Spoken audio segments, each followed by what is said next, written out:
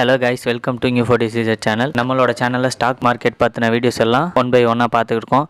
அந்த வரிசையில் இன்றைக்கி பார்த்தோம்னா இந்த வாரம் எப்படி பர்ஃபார்ம் பண்ணியிருக்குன்னு பார்த்தோம்னா, டோட்டலாக எடுத்துக்கிட்டோம்னா மார்க்கெட்டை போட்டு இடையில அடின்னு அடித்து கொண்டு கடைசியில் நிஃப்டி பாயிண்ட்ஸ் 22,530.70. ஏன்னா இது நமக்கு பல ஸ்டாக்ஸுகள் வாங்குற மாதிரி நமக்கு நல்ல ஆப்பர்ச்சுனிட்டிஸாக இருந்துச்சு. அதே மாதிரி சென்செக்ஸ் எடுத்துக்கிட்டோம்னா 75.71 பாயிண்ட்ஸ் அப்பில் இருக்குது. மொத்தம் டோட்டலாக சென்செக்ஸ் 73,961.31 பாயிண்ட்ஸில் ட்ரேடிங் ஆகிருக்கு. பேங்க் நிஃப்டியும் எடுத்துக்கிட்டோம்னா 1.60 பாயிண்ட்ஸ் டாப்பில் இருக்குது.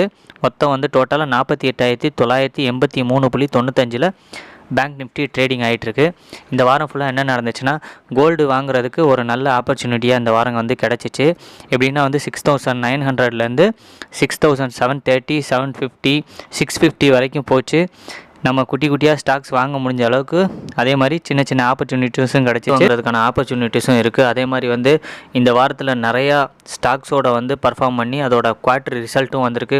ஜைடஸ் லைஃப் சயின்ஸு, சன்ஃபார்மா, அதுக்கப்புறம் சன்ஃபார்மா, ஐடிசி, தங்கமயில், பெட்ரோநெட்டு, கர்நாடகா பேங்க்கு, மணப்புரம், டிவிஸ் லேபு, இது மாதிரி நிறையா ஸ்டாக்ஸோட பர்ஃபார்மன்ஸ் பண்ண குவார்ட்டர் ரிசல்ட் வந்துருந்துச்சு. ஒரு சில ஸ்டாக்ஸோட ரிசல்ட் நல்ல க்ரோத்தாக இருந்துச்சு. ப்ராஃபிட் கொஞ்சம் கம்மியாகவும் இருந்துச்சு. அதே மாதிரி ஒரு சில மேஜர் ரீசன்ஸுக்காக கொஞ்சம் ஒரு சில ஸ்டாக்ஸ் டவுனாகவும் இருந்துச்சு. நம்மளுக்கு வாங்கக்கூடிய ஒரு சின்ன ஆப்பர்ச்சுனிட்டிஸும் நமக்கு இருந்துச்சு. எக்ஸாம்பிளுக்கு எடுத்துக்கிட்டோம்னா, மணப்புரம்லாம் நல்ல ரேட்டில் இருக்குது. இப்போ 168 ரூபாயில் ட்ரேடிங் ஆகிட்டு அப்படியே க்ளோஸ் ஆகிருக்கு. அதே மாதிரி கல்யாண் ஜுவல்லர்ஸ் எடுத்துக்கிட்டோம்னா 388.45 இருக்குது.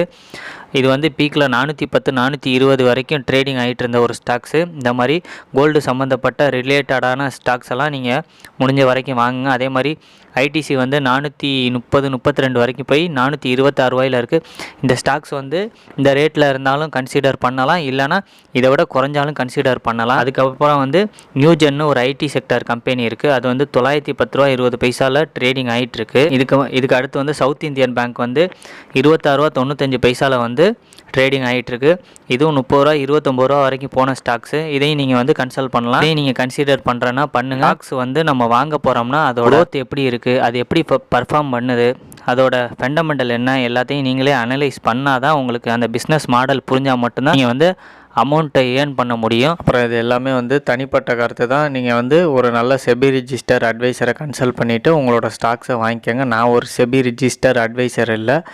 இந்த வீடியோஸ் எல்லாமே எஜுகேஷ்னல் பர்பஸ்க்காக மட்டும்தான் செய்கிறது. அப்புறம் இந்த மாதிரி ஸ்டாக்ஸை பற்றி தெரிஞ்சுக்க நம்மளோட நியூ ஃபோர்டிஸ் சேனலை மறக்காமல் சப்ஸ்கிரைப் பண்ணிக்கோங்க, சப்போர்ட் பண்ணுங்கள். தேங்க்யூ ஃபார் வாட்சிங்.